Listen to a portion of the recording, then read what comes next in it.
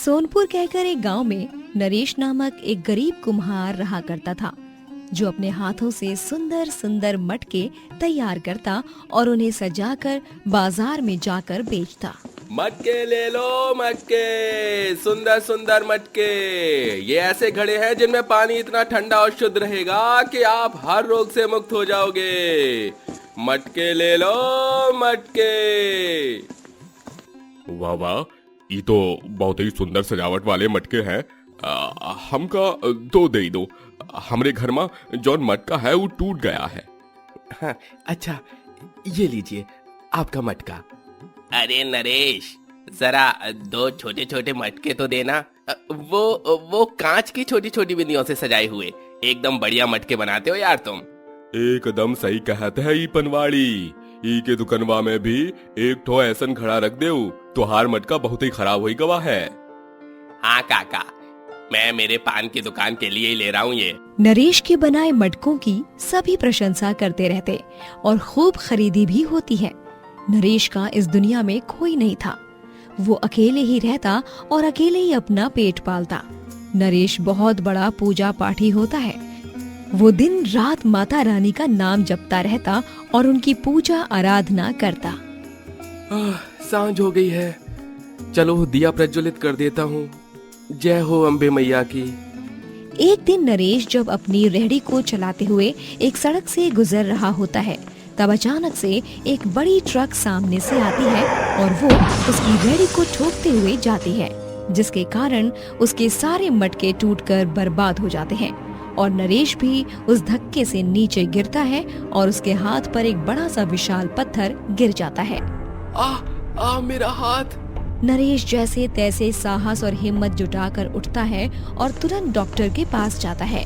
Doctor उसके हाथ पर पट्टी बांधता है और कहता है, नरेश, तुम्हारे हाथ की हड्डियां तो टूट चुकी हैं, जिसकी वजह से तुम्हारा हाथ फ्रैक्चर हो गया है और अब तुम्हारा हाथ कभी काम नहीं कर पाएगा, क्योंकि उन हड्डियों को जोड़ना मुश्किल ही नहीं नामुमकिन है।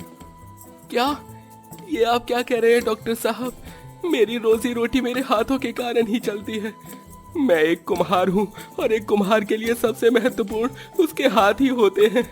अगर वो ही नहीं रहे तो फिर मैं मटके कैसे बना पाऊंगा? वो तो अब मैं नहीं बता सकता नरेश। तुम कोई और नौकरी देख लो जिसमें हाथ से कोई काम ना हो। अब और कर ही क्या सकते हैं। बेचारा नरेश हताश होकर अपना फ्रैक्चर्ड हाथ लिए वहाँ से निकल जाता है। चलते चलते उसे रास्ते में देवी माँ का एक मंदिर दिखता है।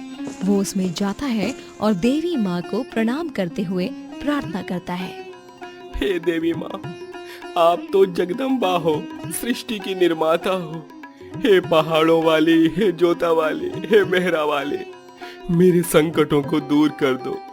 ये कैसी अनहोनी आन पड़ी है मेरे जीवन में, अब मैं कैसे जीऊंगा एक टूटे हुए हाथ के साथ? बताइए माता रानी।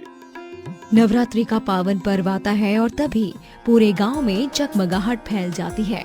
गांव में हर गली मोहल्ले में दुर्गा पूजा के पंडाल और गरबा नृत्य का आयोजन किया जाता है और नरेश भी पूरी भक्ति भाव से माता रानी की पूजा करता है। आज से नवरात्रि शुरू हो चुकी है।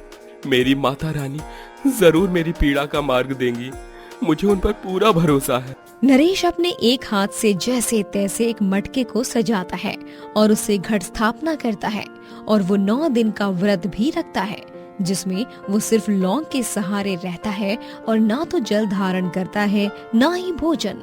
सुबह शाम माता रानी के आगे बैठकर उनके भक्ति गीत गाता है और एक हाथ से ही सारा काम करता है। चलो अब बाकी की पूजा पाठ तो हो गई, बस धूप और अगरबत्ती जलाकर मैं सीधे माता रानी के भोग प्रसाद की तैयारी करता हूँ। एक ही हाथ से वो शीरा भी बनाता है। उसके पास के सारे पैसे खत्म हो जाते हैं और कन्या पूजन के वक्त वो चिंता में पड़ जाता है। मेरे पास जितने भी बचे कुचे पैसे थे सब खत्म हो गए। अब मैं क्या करूं? कैसे बनाऊंगा कन्याओं का भोजन? कैसे करूंगा कन्या पूजन? तभी नरेश को अपनी अलमारी में एक बक्सा मिलता है, जिसमें उसने पैसे इकट्ठे कर रखे थे। अरे ये पैसे तो मैंने कई साल पहले इकट्ठा कर रखे थे।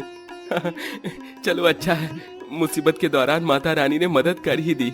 उन पैसों से नरेश राशन लाता है और शीरा, चना और पूरी का प्रसाद बनाकर माता रानी को चढ़ाता है और 9 छोटी छोटी कन्याओं को भी खिलाता है। काका, खाना बहुत ही स्वादिष्ट है। आपने एक हाथ से कैसे बनाया? हाँ नरेश चाचा, बताइए ना। बच्चियों, जब मन में भरपूर श्रद्धा और विश्वास हो तो अपने आप सारे काम हो जाते हैं, फिर चाहे कितनी भी कठिनाइयाँ क्यों न हो। नरेश कन्या पूजन करता है और उनकी कन्याओं के पैरों को छूकर उनका आशीर्वाद लेता है और फिर इस तरह वो नवरात्रि की पूजा पूरी करता है। नवरात्रि के पूरे होते ही नरेश पूरे गांव में नौकरी की तलाश करता है।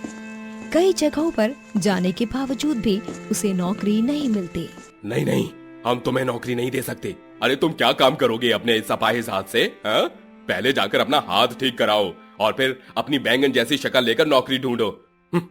ना जाने कहां कहां से मुंह उठाकर चले आते हैं ऐसे लोग। चलो जाओ यहाँ से अब। लेकिन मालिक मेरी बात तो सुनिए। मालिक। वो सेठ नरेश के मुंह पर अपनी दुकान का दरवाजा बंद करता है। ऐसे ही सब लोग नरेश को उसके टूटे हुए हाथ के कारण नौकरी पर नहीं रखते। बेचारा उदास नरेश एक पेड़ की छाया में बैठकर रोता है। माता रानी, ये क्या हो रहा है मेरे जीवन में? मुझे ज्यादा कुछ नहीं चाहिए। मैं कोई शानो शौकत भी नहीं मांग रहा हूँ आपसे। मुझे बस ऐसी नौकरी लगवा दो जिसमें मेरे टूटे हुए हाथ के बावजूद भी मैं सही से काम कर सकूं। कृपा कीजिए माता रानी, कृपा कीजिए। बस थोड़ी सी कृपा। दिन गुजरते जाते हैं लेकिन नरेश को कहीं भी नौकरी नहीं लगती। सर जी, मैं आपके ऑफिस में काम कर सकता हूँ। मैंने अखबार में पढ़ा था कि आपके यहाँ चौकीदार की जरूरत है। क्या आप मुझे काम दे सकते हैं? अबे ओ घोंचू, अकल क्या घास चरने गई है तेरी? अरे चौकीदार का हाथ टूटा हुआ होगा तो ऐसे में कोई भी गुंडा मवाली या चोर आकर तुझे 1 मिनट में कुचल देगा। तू क्या करेगा रे नौकरी? हाँ, बेवकूफ बंदर कहीं का। सर जी, मैं आपसे विनती करता हूँ, मुझे काम पर रख लीजिए ना। मैं वादा करता हूँ कि मैं। नरेश विनती कर ही रहा होता है कि तभी अबे चल जा यहाँ से। वो अमीर आदमी नरेश को धक्का मारकर ढकेल देता है और नरेश सीधा अपने फ्रैक्चर्ड हाथ के बल गिरता है और जोरों से दर्द के मारे चीखता है। मेरा हाथ, माता रानी। नरेश के हाथ से खून बहने लगता है और उसे बहुत दर्द होता है। नरेश वहाँ से उठकर अपने घर के रास्ते जाता है और उसे इतना दर्द हो रहा होता है कि वो चक्कर खाकर नीचे गिर पड़ता है। अगली सुबह जब उसे होश आता है तब वो उठकर खड़ा होता है और आसपास देखता है और जब वो अपने फ्रैक्चर्ड हाथ को देखता है तब वो महसूस करता है कि उसे अब दर्द हो ही नहीं रहा। वो अपना टूटा हुआ हाथ आसानी से हिला पा रहा है और मूवमेंट कर पा रहा है। अरे वाह, ये तो चमत्कार ही हो गया। मैं अपना हाथ हिला पा रहा हूँ।